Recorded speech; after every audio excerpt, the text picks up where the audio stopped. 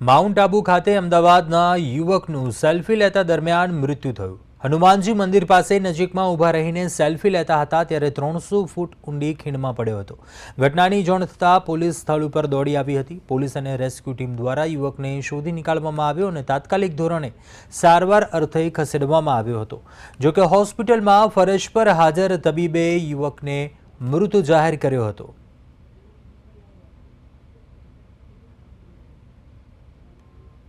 जगह टेलीफोन सूचना मिली थी कि करीब 2-2:15 बजे एक व्यक्ति है अपने दो दोस्तों के साथ में घूमने आया था माउंट आबू। ये जो मोड़ है यहाँ पे दीवार के पास में खड़ा होकर सेल्फी खिंचवा रहा था। इसी दौरान पैर फिसलने से नीचे खाई में गिरा। मौके पर हम लोग मौजूद है, हमारी टीम मौजूद है। नीचे बचाव राहत चैरिटेबल टीम आ गई है तो बचाव कर रही है।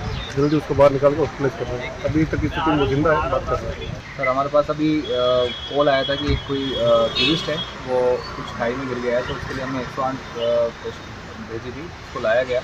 बट जैसे ही अस्पताल में आया तब हमने उसको चेक किया तो वो ब्लड डेड पाया गया और उसकी बहुत ज़्यादा ब्लीडिंग भी बहुत ज़्यादा हुई थी। सर में बहुत ज़्यादा गहरी चोट थी, इस वजह से हेमोरेजिक शॉक की वजह से वो डेड हुआ है।